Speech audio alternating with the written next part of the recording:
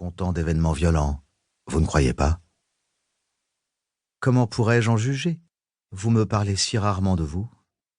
Je ne suis pas taillé pour travailler au FBI. Je ne me ferai jamais à son fonctionnement, sans compter que vous êtes constamment par monts et par vaux avec médecins voyageurs.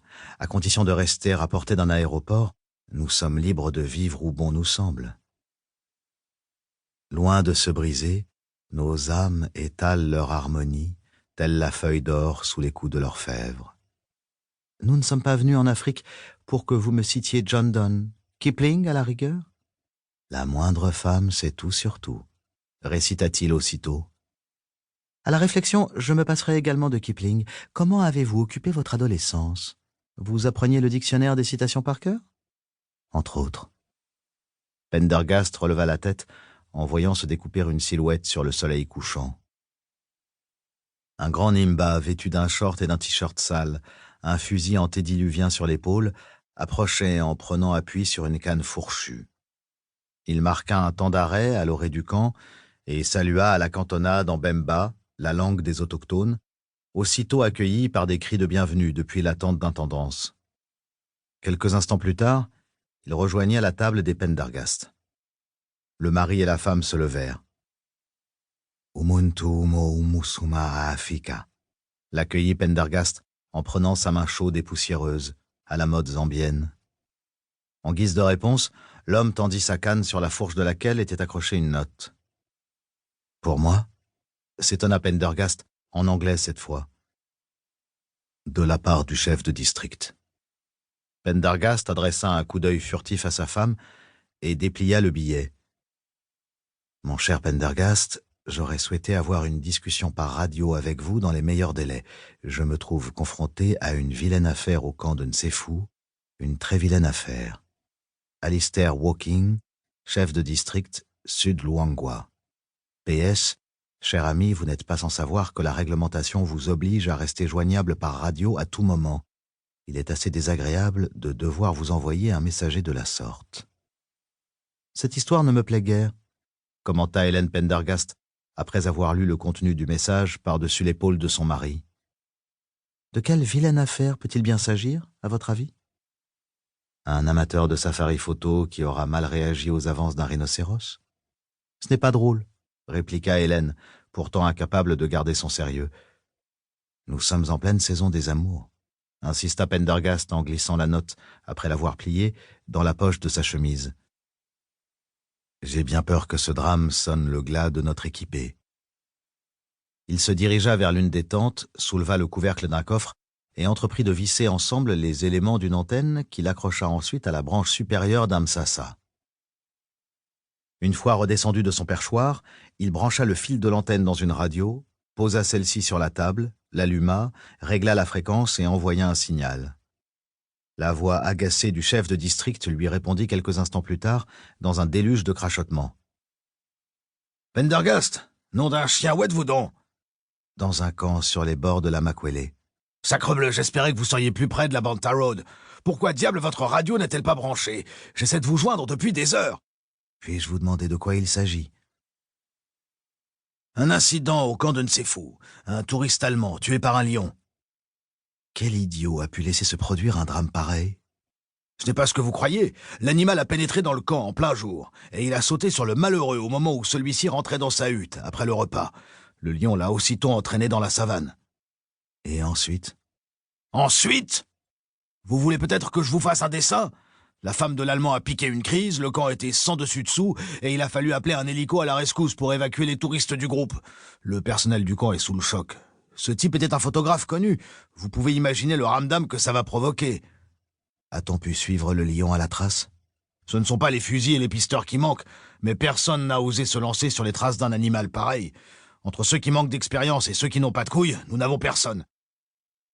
C'est bien pour ça que je fais appel à vous, Pendergast. J'ai besoin de vous pour traquer ce salopard et récupérer ce qu'il reste de ce pauvre Allemand avant que le lion l'ait bouffé. Vous voulez dire que le corps n'a pas été récupéré? Personne n'a tenté de poursuivre un monstre pareil. Vous connaissez le camp de Nsefou. La brousse est particulièrement dense dans le coin pour compliquer la tâche des braconniers d'éléphants. Il me faut un chasseur expérimenté, et je vous rappelle que votre permis de chasse professionnel vous oblige à chasser le mangeur d'hommes en cas de besoin. » « Je vois. Où se trouve votre Land Rover ? » ?»« Au Falapans. »« Grouillez-vous de le récupérer. Inutile de démonter le camp. Prenez vos fusils et rejoignez-moi illico presto. » »« Nous aurons besoin d'au moins une journée. Vous n'avez personne d'autre plus près ? » ?»« Personne, je vous dis, en qui je puisse avoir confiance, en tout cas. » Pendergast se tourna vers sa femme. Elle lui répondit par un clin d'œil et un sourire, en imitant la forme d'un pistolet de sa main bronzée. « Fort bien. Nous nous mettons en route sur le champ. »« Ah, un dernier détail. » Le chef de district sembla hésiter, au milieu des crachotements du haut-parleur. « Eh bien ? » ?»« Ça n'a peut-être aucune importance. La femme de la victime se trouvait là, au moment de l'attaque. Et elle prétend... » Nouvelle hésitation. « Oui ? » ?»« Elle prétend que le lion était bizarre. »« Bizarre.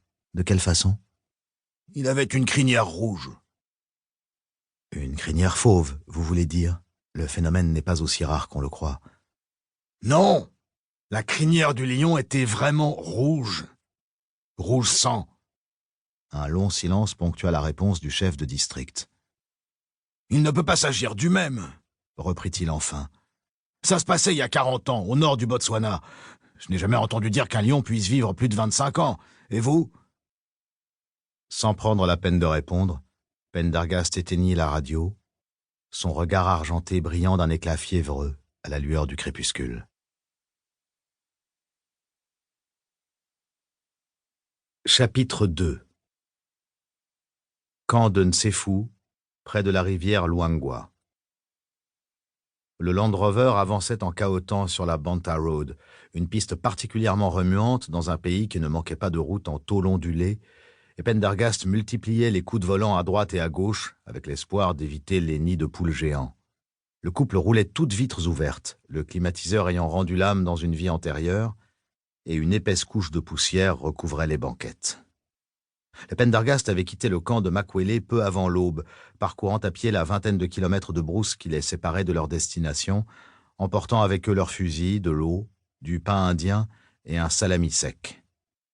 À midi, ils retrouvaient leur voiture toute cabossée, et cela faisait déjà plusieurs heures qu'ils remontaient la piste en traversant épisodiquement des villages misérables aux huttes rondes recouvertes de toits de chaume en pointe. Au-dessus de leur tête, le ciel étalait son immensité d'un bleu immaculé, presque laiteux.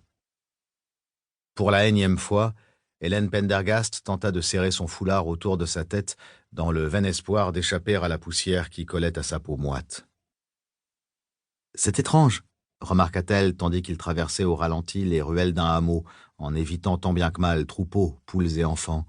« Je veux dire qu'il n'ait pas trouvé quelqu'un plus près pour s'occuper de ce lion. En plus, ce n'est pas comme si vous étiez un as de la gâchette, » ajouta-t-elle avec un sourire frondeur.